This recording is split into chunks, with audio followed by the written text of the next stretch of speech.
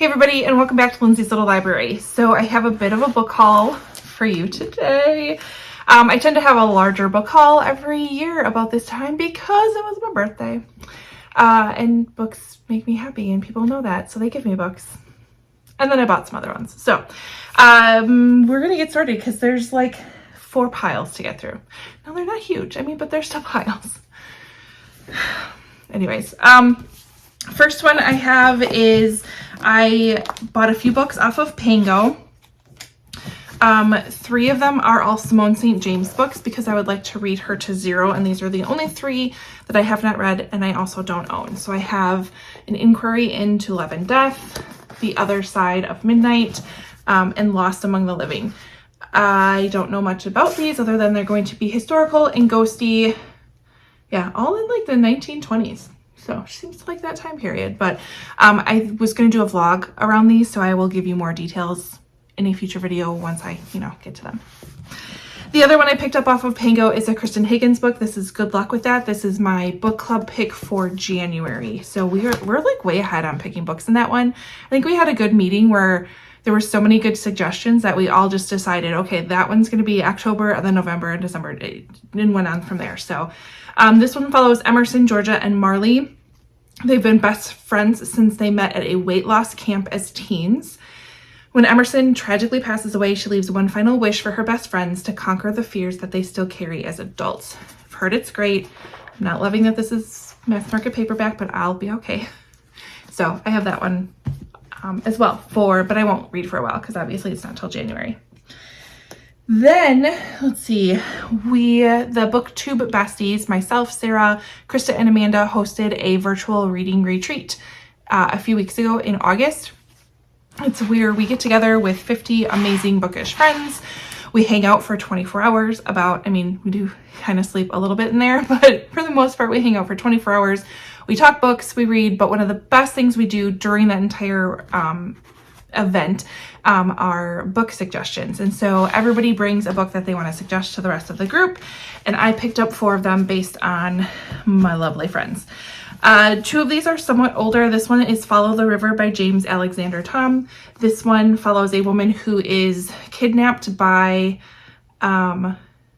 a Shawnee Indian tribe and ends up escaping, and her story, and there is a movie on it, and I remember watching it and remember liking it, in my younger years, but might as well read the book, right?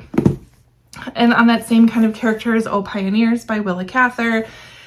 I'm such a sucker for like this time period on the plains in our nation's history, and so this one captured my eye as well. This is Willa Cather's first novel, American Story of Pioneer Life, from one woman and her singular devotion to the land. Let's see, what's her name? Oh, Alexandra arrives on the wind-blasted prairie of Nebraska as a young girl and grows up to turn her land into a prosperous farm. So something draws me to it, and I love it, and I'm here for it. Then of course we also got some creepy stuff. So The Lost Girls by Heather Young was brought up, and I immediately purchased it off of, I think, Pango. Stunning novel. I don't like that song. Tell me what it's about. Don't tell me. Anyways, in the summer of 1935, 6-year-old Emily vanishes from her family's vacation home on a remote Minnesota lake. Her disappearance destroys her mother, who spends the rest of her life at the lake house, hoping in vain that her favorite daughter will walk out of the woods. Her 2 older sisters stay as well, each keeping their own private, decades-long vigil for this lost child. 60 years later, Lucy, the quiet and watchful middle sister, lives at the lake house alone. Before she dies, she writes the story of that devastating summer in a notebook that she leaves along with the house to the only person who might matter, her grandniece, Justine. Justine takes over the lake house, starts reading the book, learns about the secret. We go from there. So I'm excited. And then this one. So We Used to Live Here about Marcus Clearware. 2 homeowners whose lives are turned upside down when the house's previous residents unexpectedly visit, and I feel like there are ghosty vibes to it. I've heard it's messed up and glorious, so I'm excited for that. Then I did cash in some of the book of the month credits. Again, it was my birthday, so I got a free book. I had some other, you know, it's a whole thing. So I picked up One Star Romance by Laura Hankin. Struggling writer is forced to walk down the aisle at her best friend's wedding with the man who gave her book a very public 1-star rating. It's a romantic comedy. I'm here for that. We have Someone in the Attic by Andrea Mara. You thought you were home alone. You're not afraid of being alone in the dark. You're afraid you're not alone. And now your worst fear is coming true. And like short chapters, quick read. I'm excited for that as well. And then I picked up The Lion Women of Tehran. This is by Marjan Kamali. This one I've been seeing everywhere. I remember when it was first a book of the month choice and it being a possibility to pick up, and now that I'm hearing great things, I added it to cart. Let's see, a heartfelt epic new novel of friendship, betrayal, and redemption set against 3 transformative decades in Tehran, Iran. So sign me up for Historathon with that one, that's for sure. All right, then we get to birthday fun. So one of the things, let's start down here. I have a couple of books that were sent to me from amazing friends. So first, Amanda from On the Middle Shelf, she sent me Such a Good Mother by Helen Monks Takar.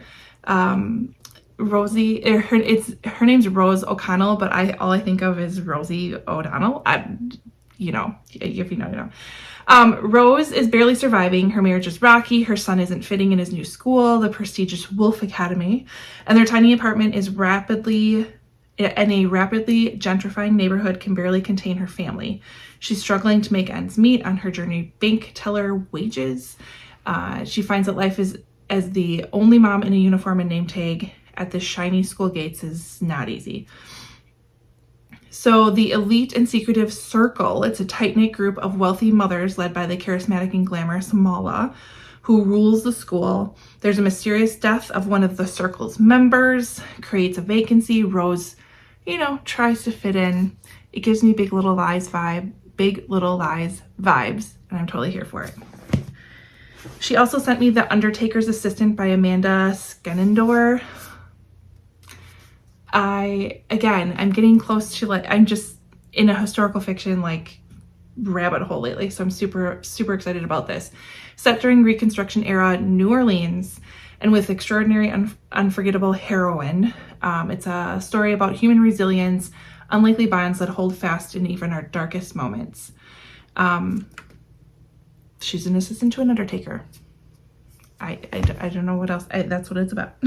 So then Jen from The Bookish Blonde sent me a couple of books. We have Sarah Ackerman's The Codebreaker Secret. Again, dual timelines, 1940s, 1960s.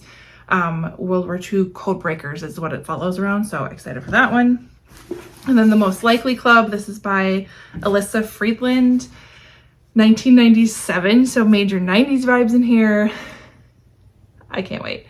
We're in Connecticut. 4 best friends, high school seniors, are ready to light the world on fire. Their yearbook superlatives confirm it. Oh my gosh, I love a good yearbook superlative.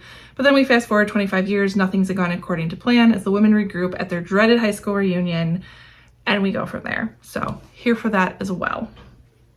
Then for my birthday, we did a little day trip with the family. We ended up at a Barnes & Noble. A couple books were purchased there. We have The Library Thief. I'm not going to pretend to be able to pronounce that.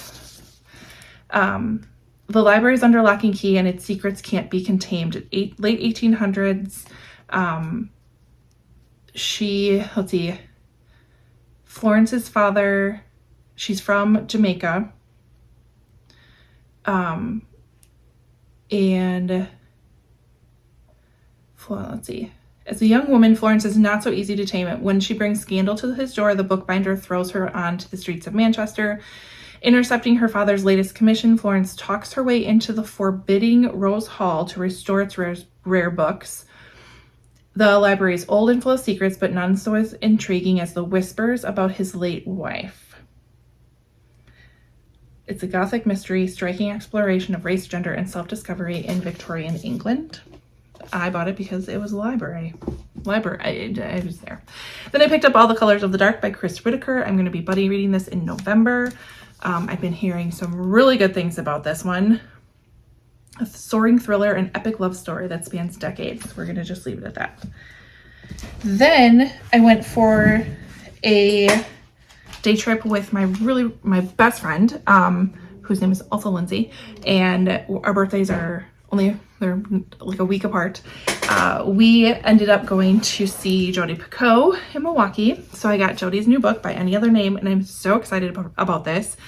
It really just talks about how women are continued to be thought of as less than or silenced, I guess. So it follows what happened to Amelia Bassano in the late 1500s. Amelia Bassano is thought to be the brilliance behind Shakespeare's plays, and then a present day take from Melina as she is trying to get a musical produced on Broadway. So far so good. I am about 50 pages in, but we'll let you know. But I loved meeting Jodi for the 10th time. So of course, while we were down there, we did some book shopping as well. Found a couple of really cute used bookstores in Milwaukee. So I picked up Churchill's Secret Messenger by Alan Halad. World War II. We have a messenger working for Churchill, and I believe she is given the opportunity to be part of the special operations side of things and maybe becomes a spy. So excited for that. The White Coat Diaries by Maddie Sinha. I picked this up and put it down a couple of times, but it kind of sounds interesting. It's got like a Scrubs, Grey's Anatomy vibe to it, so I'm here for that.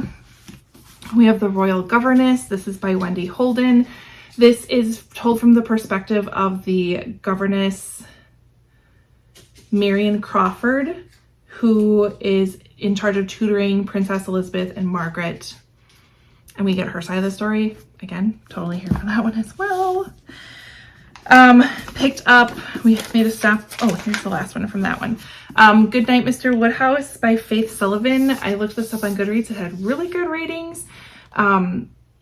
We have Nell. Life is not the best for her at the moment.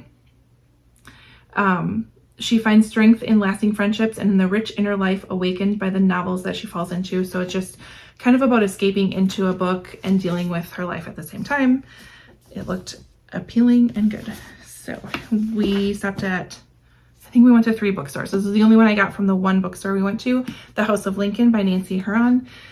Follows Anna as she lands a job in the Lincoln household, assisting Mary Lincoln with her boys and with the hostess duties borne by the wife of a rising political star, so he's not quite in the White House yet.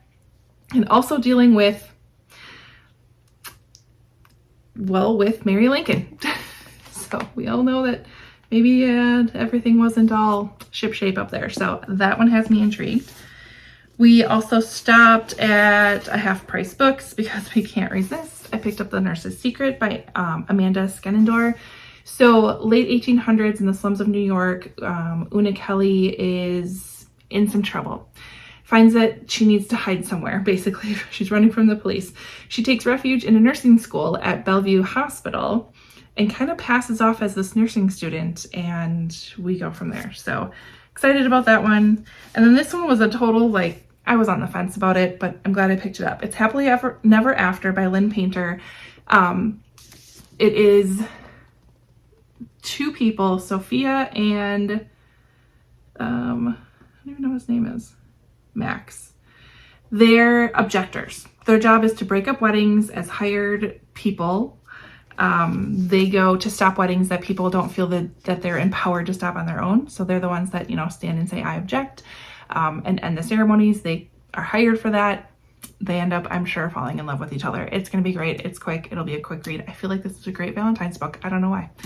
But I grabbed that as well. So not too bad. Well, not too bad. I don't know. That's a lot of books.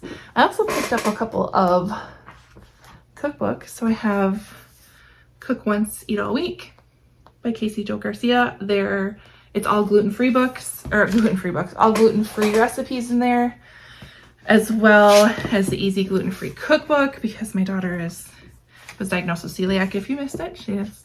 And then my sister bought these for me for my birthday, Real Food Weeknights, that she will use this my sister cooks from here all the time by Mary Smith. And then her other book, Quick Prep Paleo, even if you don't eat paleo, again, she cooks from this all the time. The tomato soup recipe that she has in here my sister gave me. It's delicious. The beef barbacoa and nachos. There's just really, really good food in these, and both of these are gluten-free. So we've got lots of options and lots of cooking to happen from those 4 books as well. So if you've read any of these, please, please, please let me know and tell me where to start, because I don't even know, but I'm excited for all of them, and I need to find a spot for them to sit on my shelf. So yeah, comment below, give me an idea of where to start. Otherwise, a huge thank you to Amanda and Jen for sending me those books. I love it so much. Thank you. Otherwise, have a wonderful weekend, and we will see you next time. Bye.